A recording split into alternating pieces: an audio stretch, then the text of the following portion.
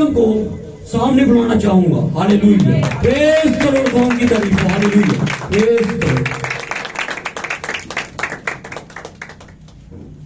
Hallelujah, praise Lord.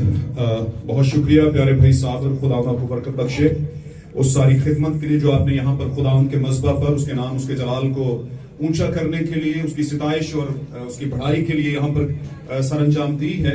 और हम सब इस बात पर ईमान रखते हैं कि खुदावंद जब वर्शिप को सुनते हैं, अपनी प्रस्तुश को सुनते हैं, तो उनका दिल, खुदा का दिल जो है हमारे लिए नर्म होता है और फिर हमसे बात करता है। हालेलुया। और दूसरी तरफ इस वर्शिप से हमारे दिल और ख्यालात जो हैं इस बात के लिए तैयार हो जाते हैं कि हम खुदावंद के कलाम की गहरी, मीठी और शीरीनी बातों को जिस जमाने में खुदावंद ने अपनों को दी है उसको हासिल करें और अपनी जिंदगी में रखें। हालेलुया। आए मेरे अजीजों, देर के बगैर खुदावंद के कलाम अक़दस की तरफ बढ़ते हैं और इससे पेशतर कि हम आगे बढ़ें, मैं आज की सुबह में अपनी तरफ से आप सबको सलाम पेश करता हूं। खुदावंद आप सबको बरकत दे और आपकी जिंदगियों में खुदावंद अपनी रोशनी को पैदा करे। आए मेरे अजीजों, हम टाइम रेवलेशन की तरफ बढ़ते हैं।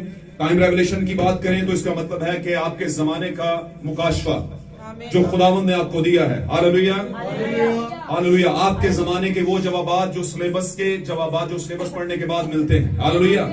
हमारे पास बाइबल मुकद्दस जमानों से है, लेकिन हमारे पास जवाबों की बहुत कमी है। हालेलुया, आमीन। हमारे पास मुकाशफात की कमी रही है, लेकिन इसका मतलब ये नहीं कि मुकाशफात थे नहीं, मुकाशफात हमारे इर्द गिर्द ही थे, लेकिन हमें कोई देने वाला न था, हमें पहचान ना थी। लेकिन खुदावंद का शुक्र करते हैं कि इस आखिरी जमाना में खुदावंद ने वो पहचान, वो आइडेंटिफिकेशन, आमीन, हमें दी है कि हम उनको समझ सकें, जान सकें। हालेलुया। आए हम खुदावंद के कलाम अक़दस की तरफ बढ़ते हैं। और मैं अक्सर कहा करता हूं कि जो बहन और भाई और प्यारे बच्चे पढ़ लिख सकते हैं, खुदावंद ने उनको पढ़ने लिखने की एक बहुत बड़ी अजीम बरकत दी है, अगर वो सोचें तो। आमीन। वो इल्मी आंखें रखते हैं, वो अपने साथ बाइबल मुकद्दस रखा करें। किसी भी तरह की जो शाय फील करना है, शर्म आती है बाइबल रखने से, ये सारी इब्लीस की तरफ से होती है, उसको आपने लेफ्ट राइट करना है। और खुदावंद की तरफ जब आना है तो अपनी बाइबल्स अपने साथ लेकर आनी है, क्योंकि मसीही बहन भाई जो होते हैं उनकी पहचान है कि बाइबल उनके पास हो। हालेलुया। और अपनी पेंसिल और कागज भी साथ लाया करें ताकि आपको पता चले याद दहानी के लिए कि आज क्या बोला और पढ़ा और सुनाया गया। निकालिएगा मेरे साथ, पुराने अहदनामा में हम चलते हैं। हालेलुया। पुराना अहदनामा, किताब यसाया में हम जाएंगे और खुदावंद के नाम को जलाल देंगे। किताब यसाया चैप्टर 4 बाब नंबर 4। यसाया का सहीफा, यसाया नबी का सहीफा जो खुदावंद खुदा की तरफ से उसे दिया गया, उसका चौथा बाब और उसकी हम पहली आयत से पढ़ेंगे। जी, पहली एक ही आयत पढ़ेंगे। जी, किसने निकाला? जिसने भी निकाला उसको पढ़िएगा बुलंद आवाज में। उस वक्त 7 औरतें एक मर्द को पकड़कर कहेंगी, उस वक्त 7 औरतें एक मर्द को पकड़कर कहेंगी कि हम अपनी रोटी खाएंगी, कि हम अपनी रोटी खाएंगी और अपने कपड़े पहनेंगी, और अपने कपड़े पहनेगी। तू हम सबसे सिर्फ इतना कर, तू हम सबसे सिर्फ इतना कर कि हम तेरे नाम से कहलाएं, कि हमें अपना नाम दे, हम तेरे नाम से कहलाएं। जी, ताकि हमारी शर्मिंदगी मिटे, ताकि हमारी शर्मिंदगी मिटे। आमीन। खुदावंद के कलाम का पढ़ा जाना, सुना जाना, भाई से बरकत हो। एक और हवाला हम निकालेंगे, इसी के ऊपर चले जाएंगे, चैप्टर 4 के बिल्कुल टॉप पे चले जाएंगे और जाएंगे हम चैप्टर 3 में। और मैं चाहूंगा ये मैं जल्दी जल्दी आपके सामने अगर पढ़ दूं तो ज्यादा अच्छा होगा। आमीन, आमीन, आमीन। और फिर कहूंगा कि ये कलाम जो आपको इस जमाने में दिया जा रहा है मैसेज के पैनल से, मैसेज के प्लेटफॉर्म से, ये बड़ा आला कलाम है। इसको सुनना और सीखना जो है वो एक बहुत बड़ी बात है।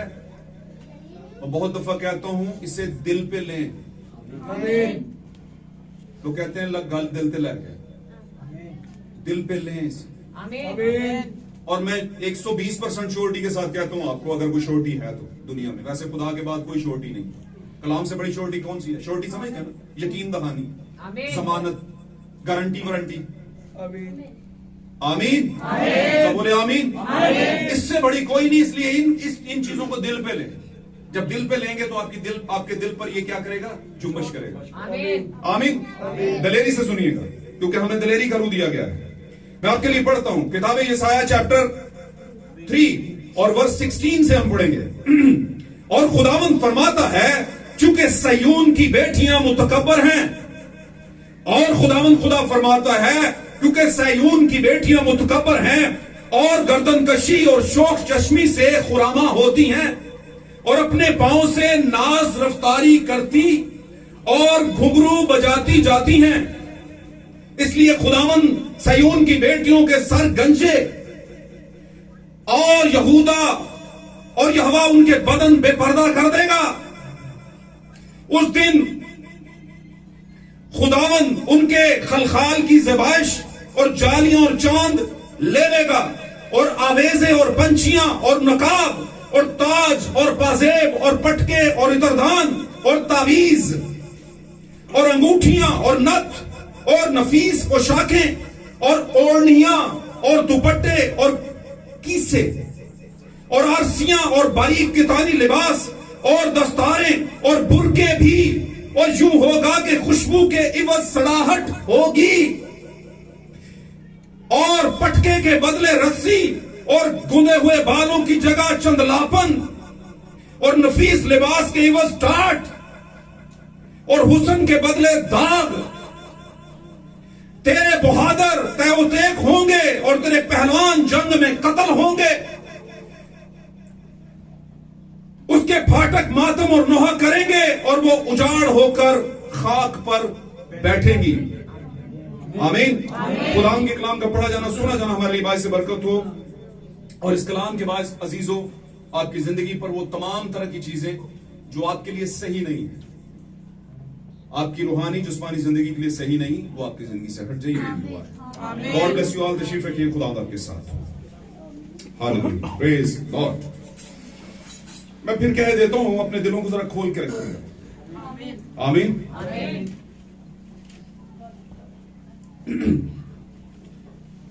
दिलों को खोल के रखिएगा। इस दिल के बारे में खुदावंद ने एक बहुत बड़ी बात की अपने रसूलों के जरिए नए अहदनामा में। उसने कहा कि ये दिल जो है बहुत ही हीलाबाज है। इसमें 100 तरह के हीले, 100 तरह की हिरसें, 100 तरह के प्लान्स हैं जो खुदा के साथ बिल्कुल भी मैच नहीं करते। आमीन। और भाई ब्रैनम अपने एक मैसेज में कहते हैं, बड़ी प्यारी बात है। उन्होंने कहा मेरा दिल चाहता है कि मैं किसी को वो सिरप, वो मेडिसिन, वो दवाई जो है वो चम्मच में डाल के उसके मुंह में डालूं ताकि वो पी ले और ठीक हो जाए। जिन लोगों को कफ लगी होती है, आमीन, रात नींद नहीं आती, परेशानी, वो कहते हैं बाजी जी कोई सिरप दे दो, अम्मी जी कोई सिरप दे दो, मेरी जान छूटे। होता है कि नहीं? और अगर वो सिरप देने लगे तो बोलो ये नहीं पीना, इसका मुझे जायका पसंद। आप बोले पियो, ये सबसे अच्छा है। आमीन। ये सबसे अच्छा है, तुम्हारे लिए ठीक है। और आप पीते नहीं और वो जबरदस्ती मुंह में डालती है और आप फिर उसी के हाथ पे उसे क्या कर देते हैं, उगल देते हैं। याद रखिए, आज का ये सिरप है जो आपकी हर तरह की डिजीज को दूर कर सकता है, जो स्पिरिचुअल डिजीज है, जो स्पिरिचुअल डिजीज है। और भाई ब्रैनम कहते हैं कि मैं चाहता तो हूं कि मैं ये करूं, लेकिन मेरे सिरप को, मेरी दी हुई मेडिसिन को लोग वापस मेरे हाथ पर उगल देते हैं। कहते हैं भाईजान ताड़ी मेडिसिन तुसी अपने कोल रखो। बड़ी बदजायका, बदबूदार, खड़ूस किस्म की मेडिसिन है तुम्हारी। कहते हैं ना तुसी हुण बुढ़े हो गए। कहते हैं अम्मी जी तुसी हुण तानू की पता है ना जी। तो इसी तरह भाई ब्रैनम को एक बार एक लड़के ने कहा कि ब्रदर जी आप बहुत बड़ी बातें करते हैं, आप यंग नहीं है ना, तो इसलिए आप ऐसी हरकतें करते हैं, इस तरह के मामला करते हैं। तो उसने कहा बेटा जब मैं यंग भी था ना, आमीन, तो मुझे खुदा बताता था ये नहीं करना, तो मैं नहीं करता था। आप भाई ब्रैनम की जिंदगी के बारे में पढ़े, स्वाने उमरी, उनकी लाइफ स्टोरी। छोटे से थे और अपने कॉटेज की तरफ, अपने घर की तरफ जा रहे थे और उनका घर एक जंगल में था, लकड़ी का घर था, कॉटेज था। मैं आता हूं अपने मौजू की तरफ, लेकिन मैं थोड़ा सा आपको बता दूं नबी की लाइफ। बहुत ही गरीब हालत में घर में एक वालिद जो कि टॉप 10 किस्म का शराबी। और भाई ब्रैनम कहते हैं कि हम 2-3 भाई थे और meरा वालिद मुझे कहता था ये जनाना बंदा है, ये बंदा तो है लेकिन इसमें मर्दों वाली कोई बात नहीं है, क्योंकि मेरे नाल बैठ के जो नहीं पींदा।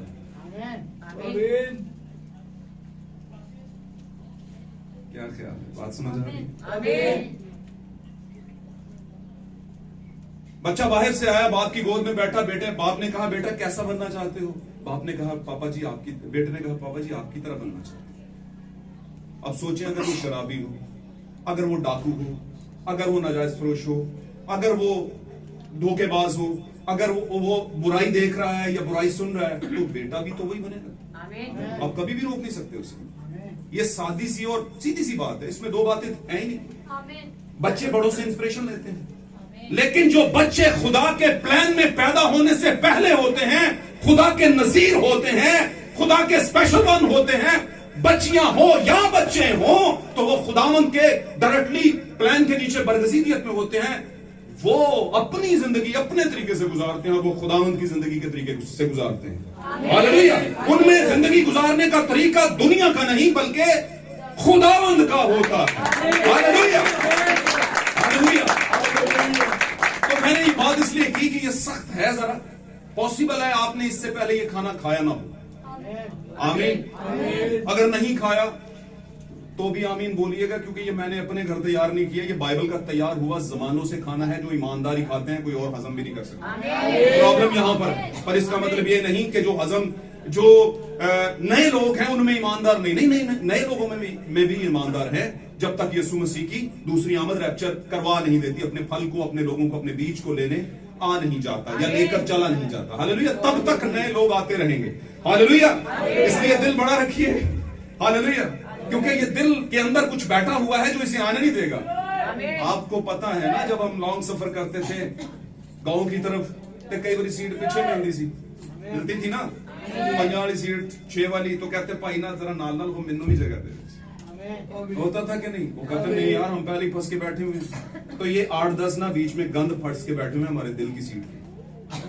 आमीन। और पाक कलाम कहता है, भाई इब्राहिम कहते हैं अपने एक मैसेज में कि जब रात होती है तो किचन बंद होता है, लाइट जा चुकी होती, अब लाइट बंद कर चुके होते हैं, तो वहां पर काकरोच समझते हैं कि बस हमारे मजे हो गए। काकरोच समझते हो ना? काकरोच वो परों वाला कीड़ा, तो आ जाते हैं और लगे होते हैं, और जो ही आपको लगे कि यार मैं जरा किचन से चक्कर लगाऊं और लाइट ऑन करते हैं, तो काकरोच लेफ्ट राइट हो जाते हैं। इसी तरह ये 10-12 वाली सीट जो हमने दिल को बनाया है, जब खुदा की रोशनी इसमें आती है तो सब काकरोच खुद ब खुद बाहर जाते हैं। बस रोशनी को आने देना है, हम आने नहीं देते। प्रॉब्लम यहां पर आने नहीं देते, और बहुत सी चीजों को आने देते हैं और फिर जाने ही नहीं देते। और जो आना चाहता है वो उसे आने नहीं देते ताकि ये सारी चली जाए। हालेलुया। बहुत सी चीजें हैं जो मैं कह सकता हूं यहां पर। बहुत दफा हम खुद से फैसले लेते हैं, खुद से कुछ नहीं बनेगा, हमें खुदा के माहौल में आना है। भाई सादी सी बात है, एसी वाले कमरे में आएंगे तो ठंड गर्मी दूर होगी। आमीन। और जब आप हीटर वाले कमरे में जाएंगे तो सर्दी दूर होगी। आप बोले यहीं पे दूर करो, यहां पे नहीं हो सकता, क्योंकि बुरी सोबतें अच्छी आदतों को बिगाड़ देती हैं। आज का हमारा टॉपिक बड़ा अच्छा है, मुझे बड़ा पसंद है। The foundation of the faith, ईमान की बुनियाद। ईमान की बुनियाद। सादी सादी बातें हैं और जल्दी जल्दी खत्म करेंगे। पहले भी हम थोड़ा सा क्या हो गए हैं, लेट हो गए। वैसे यीशु मसीह भी लेट है, पता है। लिखा है दूल्हे ने क्या लगाई, वजह क्या थी? कुछ पड़ा हुआ था पीछे, उन्होंने भी मौका मिल जाए 120 साल की मनादी नबी के दौर से मौके दे रहा है। आमीन। तो हम चलते हैं आगे। The foundation of the faith, ईमान की बुनियाद। हालेलुया। मुझे बताइए, आपने सुना होगा, हमारे वालिदैन भी और उनके वालिदैन भी, और आप जब चर्चिस में जाते हैं, मतलब इससे पहले जितने चर्चिस में आपका तजर्बा रहा होगा, तो वहां पर बहुत से लोग आए होंगे, उन्होंने टेस्टिमनीज दी होंगी कि मैं इस तौर से इस बात को सुनकर खुदावंद के पास आई, मैं इस बात को लेकर के सुन के खुदावंद के पास आया। ये वो चीज थी, ये वो लम्हात थे जब खुदावंद ने मुझे आवाज दी और मैं जान गई और मैं इस बात पर लेकर आई, अपने ईमान को इस बुनियाद पर रखकर खुदावंद की तरफ आ गई। आमीन। बाजुकात खुदावंद आपको बताता है रोया के जरिए, बाजुकात खुदावंद आपको इस कलाम की किसी लाइन के जरिए से आपको ले आता है वापस। बाजुकात खुदावंद अपने किसी मर्द रास्त की वजह से आपको ले आता है वापस। मर्द रास्त समझते हैं? मर्द रास्त का क्या मतलब है? रास्तबाज मर्द। हालेलुया। जमीन के ऊपर और आसमान के ऊपर भी एक ही रास्तबाज था और वो यीशु मसीह था। आमीन। हालेलुया। और अगर मैं आज आज की डेट में इस बात को बयान करूं तो आज अगर कोई पास्टर आपको कोई चीज सिखाता है और आपको समझ आ जाती है तो वो रास्तबाज नहीं बल्कि उसके अंदर एक रास्तबाज रूह है। और वो रास्तबाज रूह कहां से आई है? यहां से आई है, यहां से। हमारी अपनी अकल से रास्तबाज रूह नहीं आ सकती और ना हम अपनी अकल से रास्तबाजी कर सकते हैं। पौलुस कहता है हमें मसीह की अकल, इसीलिए हम बहुतों को पसंद नहीं है। प्रॉब्लम यहां पर है क्योंकि यीशु मसीह में भी जो अकल थी खुदा की अकल थी, शाऊर ऑफ गॉड, जिसे आप कहते हैं विजडम ऑफ गॉड, हिकमत, खुदा की हिकमत थी। हालेलुया। और खुदा की हिकमत को हर कोई नहीं जानता, वही जानता है जो खुदा से पैदा होता है। खुदा से पैदा होने वाला खुदा की हिकमत को जानता है। पापा गॉड से पैदा होने वाला पापा गॉड को जानता है। हम कह तो देते हैं खुदावंद, खुदा बाप है। हालेलुया। तो मेरे अजीजों, फाउंडेशन ऑफ द फेथ। अब देखिएगा बाइबल मुकद्दस में मैं और भी हवाले दे सकता हूं, लेकिन मैंने टाइम बचाने की कोशिश की है। आप लिख लीजिएगा, आप जाइएगा जबूर 106 के अंदर और 7वीं आयत से पढ़ना शुरू कीजिएगा। नीचे वहां पर कुछ लिखा हुआ है। दाऊद रूह की हालत में नबूवत कर रहा है और दाऊद तमाम ही बनी इस्राएल आदम से लेकर के जितने भी सेत की नस्ल के असली खुदा के बेटे थे, जिन्होंने आदमी की बेटियों को देख लिया था। सुना तो होगा आपने, बारहा मैंने बताया। आमीन। इन बातों में मुकाशफा पाया जाता है। आप इन लाइनों को मत देखें, सिर्फ इनको पढ़ तो ले, लेकिन इसकी गहराई में उतरे। हालेलुया। खुदा ने सिर्फ ये नहीं कहा कि भाईजान जिंदा मिले पालो, जिंदा मिले खा लो। नहीं नहीं, अगर ऐसा करेंगे तो मरेंगे, क्योंकि हर चीज हम खा नहीं सकते और हर चीज हम पहन नहीं सकते। नहीं कर सकते, क्योंकि खुदा ने हमें अकल भी समझ भी दी है। हालेलुया। 5 सेंसेस के अंदर 5 जो हवासे खमसा हैं वो हमें बताते हैं कि अंदर जाना है, अंदर नहीं जाना। इसमें फायदा, इसमें नुकसान है। हालेलुया। तो वहां पर लिखा है कि हमारे बाप दादा जब मिस्र से निकले, आमीन, तूने बड़े अजायब दिखाए, बहुत कुछ किया, आमीन, लेकिन फिर भी उन्होंने तेरी तरफ अपना ध्यान नहीं लगाया। आमीन। उर्दू की बाइबल में यह लिखा हुआ है कि वो तेरी तरफ अपना ध्यान या मन नहीं लगा सके, लेकिन इंग्लिश बाइबल में एक्यूरेट लफ्ज लिखा है कि वो तुझे अंडरस्टूड नहीं कर सके, अंडरस्टैंड नहीं कर सके, समझ नहीं सके। आमीन। भाई ब्रैनम का एक मैसेज है डिजर्नमेंट, यानी कि समझदारी। ये वो समझदारी, बारहा कहता हूं, ये वो समझदारी नहीं जो मिशनें देती हैं, ये वो समझदारी नहीं जो एक सेमिनरी, एक अकीदा, एक निजाम, एक सिस्टम देता है, नहीं, बल्कि ये है वो समझदारी, the brain of our God, हमारे खुदा का दिमाग जो हमें बताता है कि ये समझदारी है। हालेलुया। मैं बताऊं आपको, पाक कलाम में लिखा है, दाऊद ने कहा जैसे मशरिक से मगरिब है, ऐसे ही उसने हमारे गुनाहों को उठाया और फेंक दिया। मिसाल के तौर पर नबी के जरिए बताया कि हमारे गुनाह चाहे किरमजी क्यों ना हो, वो बर्फ की मानद उजले हो जाएंगे, खून की मानद सफेद हो जाएंगे। हालेलुया। अरे दुनिया के गुनाह मेरे अजीजों धुल सकते हैं। आमीन। हम पेपर दिया करते थे तो हमारे टीचर पहले बता देते थे, या भाई पेपर आए ना तो सबसे पहले वो सवाल करियो जो पहना होंगे। किन्ने किन्ने बच्चे स्कूल गए ने कदी जिंदगी हथ खड़ा करो, होता हाँ गुड। 5वीं तक कड़ा कड़ा पढ़ा है? मैं किसी को डिमोरलाइज नहीं करता, वैसे ही पूछ रहा हूं। 5वीं तक कम से कम कौन पढ़ा है? क्या करो, पढ़े लिखे हो, शुक्र करो, मैंने तो पता ही नहीं कि तुम पढ़े लिखे हो। ओके ओके, 5 यार छोटी बात नहीं। हमारे बाप दादा बुजुर्ग जो थे, वालिदैन भी, वो भी 5-5, 6 पढ़े हुए थे, लेकिन बाइबल बड़ी अच्छी पढ़ते थे। कुछ ना कुछ असर छोड़ के गए हम पे वो भी। हालेलुया। ये सोबत का असर है।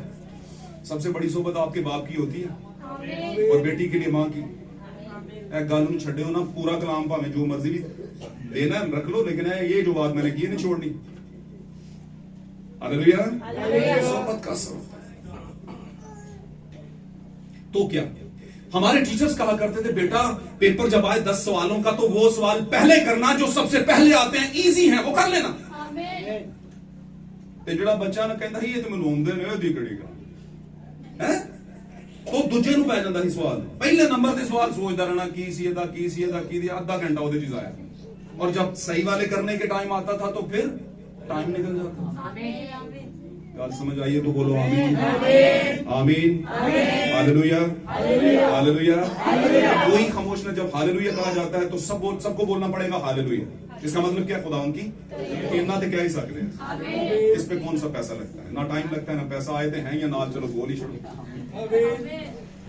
कभी कभी ना हमें पता नहीं होता, जो हम बोल रहे हैं पाक कलाम में लिखा है, जो मेरे नाम से कहलाते हैं उनके लफ्जों के अंदर पावर है, जो वो कह देंगे वो होना शुरू हो जाता है, होना शुरू हो जाता है। इसलिए जरा सोच समझ के कहा करें, सोचा करें, बोला करें। Hallelujah, hallelujah. The foundation of the faith, ईमान की बुनियाद मेरे अजीजों याद रखिए, नबी बयान करता है कि कोई भी बुनियाद उलझन पे नहीं रखी जा सकती। डिस्टर्बेंस, अब डिस्टर्बेंस में कोई फैसला करते हैं, कहते हैं अच्छा एनजी होएगा, बाद में पता चलता है कार्ड दूसरे तरीके गलत ले देती है। क्यों? क्योंकि इधरों में कोई नोक लगाओ, ऐसे कर ले, दूसरा ऐसे कर ले, वैसे कर ले, तैसे कर ले, कहते हैं ना बहुत मशवरे। आमीन। पाकला में लेके सलाहकारों की कसरत में सलामती है, बिल्कुल ठीक है, लेकिन कौन से सलाहकार? ना सलाहकार तुम चंगा ही नहीं समझते।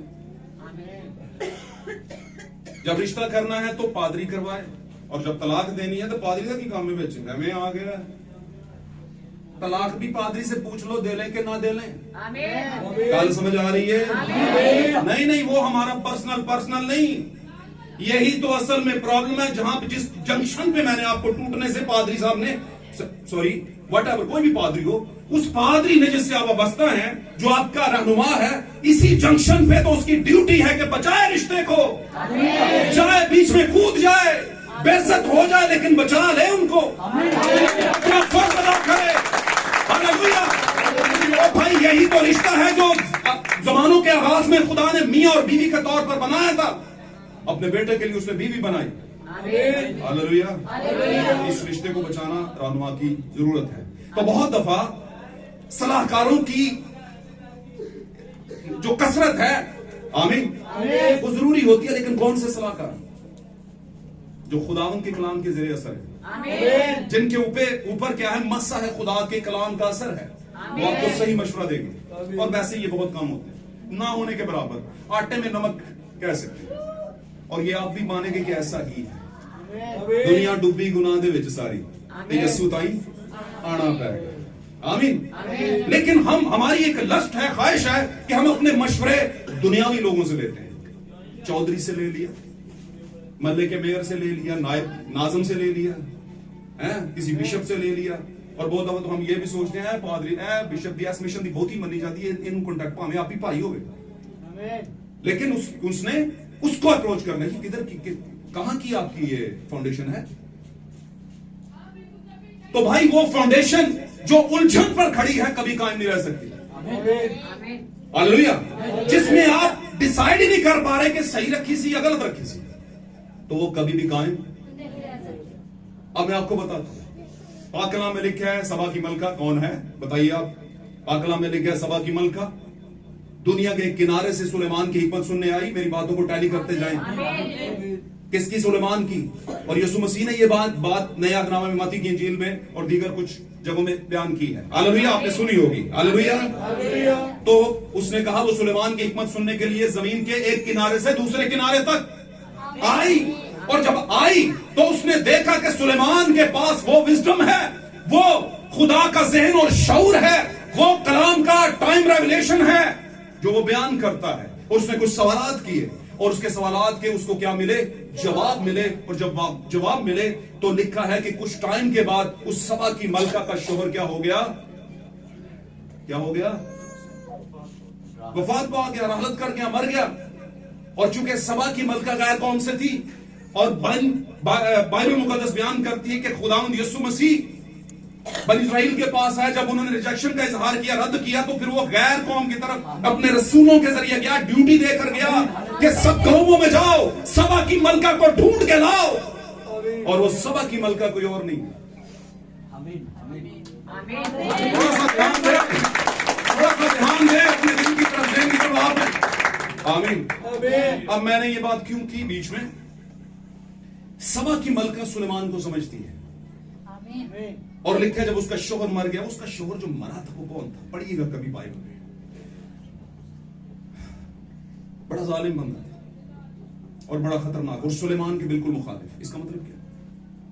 इसका मतलब ये कि एक है खुदावंद यीशु मसीह और उसके अपोजिट है इब्लीस। एक है खुदावंद यीशु मसीह का स्पिरिचुअल बॉडी जो हमें देता है। आमीन। स्पिरिचुअल मैं कहूंगा एनॉइंटिंग, रूहानी मसा जो हमें देता है, जिसके तहत हम गाइडलाइन लेते हैं और चलते हैं। लेकिन एक है हमारे साथ एक शोहर चिपका हुआ, और वो कौन सा है? आमीन। इसको मरना पड़ेगा। ये मरेगा नहीं तो सुलेमान शोहर नहीं बनेगा। ये मरेगा तो सुलेमान शोहर बनेगा। जब एक औरत अपने शोहर की शादी की शरीयत के बंद में होती है, वो दूसरी शादी नहीं कर सकती जब तक वो पहला मर ना जाए। आमीन। ध्यान से पकड़े इन बातों को। मैं शॉर्ट टाइम दूंगा आपको, बात बड़ी खास है। बुनियाद हमेशा याद रखिएगा, फाउंडेशन ऑफ द फेथ, ईमान की बुनियाद किस पर है? सभा ने किस पर, सभा की मलका ने किस पर अपनी ईमान की बुनियाद रखी? सुलेमान की विजडम पर, उन बातों पर नहीं। उसने जो गहरी हिकमत की बातें उसे बताई और उसके बातों के जवाब उसे दिए। आमीन। इस बात में वो समझ गई कि जो कुछ सुलेमान के पास है वो किसी और के पास नहीं। और मैं ये कहूं, यीशु मसीह जब ये बयान कर रहे थे उसने कहा, यहां तो वो खड़ा है जो सुलेमान से भी बड़ा है। Hallelujah, hallelujah, greater than Solomon. There is a man that greater than Solomon. यहां पर वो खड़ा है जो सुलेमान से भी बड़ा है। तो इसका मतलब हमारे पास वो है जो सुलेमान से बड़ी हिकमत रखता है। आमीन, हालेलुया। सुलेमान से बड़ी हिकमत रखता है। और सबसे बड़ी बात, उस सुलेमान की जो अहलिया है, वो अपने पहले शोहर के मरने के बाद सारा वाइंड अप करके आई है। ऐसे नहीं गया है बदन दिया ख्वाहिशां वाला शोहर भी नाल ही है, दिमागी सोच वाला शोहर भी साथ है। और यस्सु भी हमारा दूल्हा है। दो दो दूल्हे तो नहीं चलते ना, नहीं चलते ना भाई, क्यों जी? चलते हैं दो दो दूल्हे? चल ही नहीं सकते। दुनिया में जितना भी बुरा शख्स हो, कभी भी एक औरत जो दो तरह के दूल्हे दो शोहर रखती है, उसे कबूल नहीं करेगा, पसंद ही नहीं करेगा। कबूल को तो दूर की बात। होता है ऐसा? आप कोई बुनियाद ऐसी रख ही नहीं सकते जिसमें आप उलझन में हो। खुदावंद ने अपने आप को सोलोमन यानी सुलेमान के साथ अपने आप को तशबीह दिया, अब्राहम के साथ तशबीह दिया। क्या वजह थी? इसके पीछे को वजह थी। इसके पीछे वजह नहीं, ये नहीं थी कि आए सुबह 8 गीत गाए, सुबह आए वही रोजरी ग्रुप बैठ गया, सुबह आए वही टिक्की प्रोग्राम शुरू हो गया, सुबह आए वही जनाब जी आपने ये बड़ा अच्छा पहना, इबादत के बाद यही कुछ होता है। और क्या होता है? मैंने बहनों से पूछते, बहुत अच्छा ड्रेस पहना, वेरी गुड, कहां से लिया? वो एड्रेस उथों तक दसेगी थी। जाकर पूछो, भैन जी वो लाइन एक बोली सी भाई ने विच, कैसी जबरदस्त सी। हाँ हाँ हाँ जी, नहीं नहीं जी, क्या भाई, क्या? बिल्कुल। तो भाई ब्रैनम का एक मैसेज है बड़ा प्यारा। उसने कहा, दुनिया बेसुकून क्यों? Why the people are toasted? Toasted समझते? एक होता है डबल रोटी, आजकल मशीनें आ गई हैं, जैसे ओवन हो गया। एक होता है ब्रेड को ना डालते हैं उसमें, ऐसे होता है जरी सी बनी बीच में डालते हैं, उधर से स्विच लगा होता है और वो उसमें टोस्ट बन जाता है। तो उसने कहा, क्यों इन्हें सड़े बले ने बचा। कभी मौका मिला उनकी इस मैसेज को पढ़िएगा, बड़ा प्यारा मैसेज। दुनिया बेसुकून क्यों? आमीन। बेसुकूनी की एक बड़ी वजह, क्योंकि खुदावन जो सबत है, जो सुकून है, जो आराम है, जो आपके जमाने का सुलेमान है, जो आपके जमाने का अब्राहम है, जो दाऊद है, जो इसहाक है, मल्टीपल फंडामेंटल के साथ हर तरह की खूबी जो बाइबल मुकद्दस में नबियों में थी, यस्सु लेकर उतरा है। हालेलुया। अगर वो आपके पास है तो बेसुकूनी क्यों? वो तो आराम में। दुल्हन क्या है? आराम में। हालेलुया। तो मेरे अजीजों, वो बुनियाद कभी आगे बढ़ नहीं सकती जिसमें आप कंफ्यूज्ड हो। या तो वो गिरेगी, या आप शोर शाट होकर बताएंगे नहीं कि इसके नीचे पत्थर लगा था, ईंट लगी थी। हालेलुया। क्योंकि आपको लगता है ठीक है यार, सारे ईसाई उन्ने जाना तो चलो सारे दे नाल ही, तो ये मामला वो वाला नहीं है। खुदा हमेशा स्पेशल वंस को लेता है क्योंकि वो स्पेशल वन है। क्योंकि वो खासुल खास है, इसलिए वो खासुल खास को लेता है। Hallelujah, hallelujah. मेरे चीजों याद रखिएगा इस बारे में।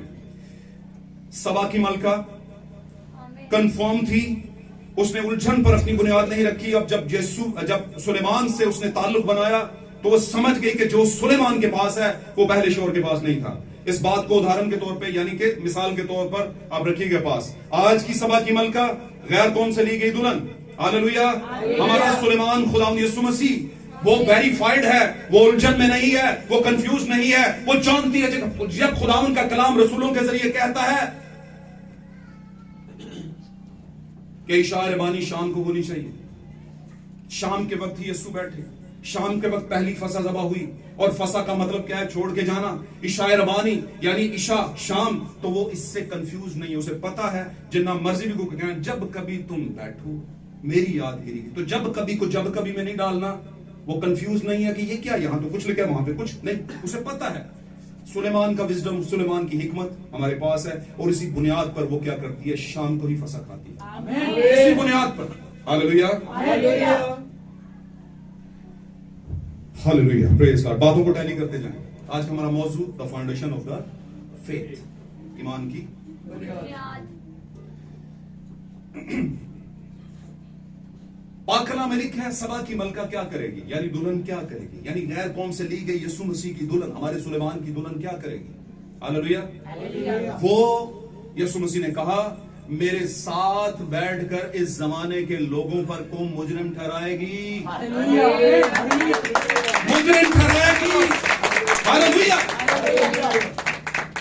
इस जमाने के लोग, मतलब इस जमाने का, जब यीशु कह रहा था उस जमाने के, और जब उससे आगे जमाना रसूली दौर बढ़ा तो उस जमाने के implementation of all aids of churches, सारी जो कलीसियाई जमाने उन पर यह बात लागू होती है, इंप्लीमेंट होती है कि खुदावंद यीशु मसीह उस वक्त जो कह रहा था, पाक कलाम में लिखा है, खुदा कल, यीशु मसीह कल, आज, बल्कि अब तक यकसा और इसका मतलब समझते हैं, जो कुछ उसने उस वक्त कहा वो अब तक रहेगा, इंप्लीमेंट होगा। हालेलुया। उसकी कीमत जो है ना, 5 महीने आस्ते नहीं, 2 महीने आस्ते नहीं, 3 महीने, सारा उसने डिपॉजिट करा दिया है। अब जब मर्जी आप कलाम को खोलें, वो आपकी जिंदगी पे उसी दिन इंप्लीमेंट करेगा। हालेलुया। तो क्या हुआ? उसने कहा ये अदालत करेगी। अब सभा की मलका का मतलब गैर कौम से ली गई दुल्हन, जो कि हम सब हैं। और इसके साथ साथ ये भी कहूं, UWCC, United world churches council, जो पूरी दुनिया के बैन अवी चर्चेस हैं, पूरी दुनिया जो कहने को सो कॉल्ड क्रिश्चियन है, जो कहने को नाम नेहाद मसीही है, और हर एक अपने नजरिए, अपनी फाउंडेशन को लेकर खड़ा है। आमीन। और इस पर मैं दोहराई करूंगा तो फिर आप बोलेंगे पहाड़ा पढ़ना शुरू कर दिया, लेकिन कुछ पहाड़े बड़े जरूरी होते हैं, बड़े जरूरी होते हैं। मैथमेटिक हल नहीं होता उसके बगैर। एक पटा चढ़ जाता है और फिर आप कहते हैं अच्छा इसका ये मतलब है। आपको बोले इन्ने किन्ने होंगे ने, तुसी पहाड़ा पढ़ना दिल ची शुरू कर देंगे, है ना? क्यों पढ़ते हो? क्योंकि वो पहाड़ा आपको समझाएगा कुछ। तो बार बार क्यों? क्योंकि हमारा जो माजी था कहीं ना कहीं उन्हीं नजरियात के साथ लिपटा हुआ था। हालेलुया। और मैं अक्सर कहा करता हूं, एक मैसेज मैंने दिया था कि पहले से मौजूद नजरियात हमें खुदावंद के पास आने से रोकते हैं। हमारी जिंदगी में पहले से मौजूद नजरियात, ख्यालात, अकीदे, रस्में हमें खुदावंद की सही तालीम के पास आने से क्या कर देती हैं? रोकती हैं। और ये बिल्कुल ठीक है। मुझे बताइए, आज यहां पर कोई कैथलिक फेथ का बंदा क्यों नहीं बैठा? आज यहां पर कोई साल्वेशन आर्मी क्यों नहीं बैठा? आमीन। क्यों ओनली जीसस वाला यहां पर नहीं बैठा? हालेलुया। और दीगर और भी बहुत सी हैं जो मैं, आप समझते हैं खुद ही। हालेलुया।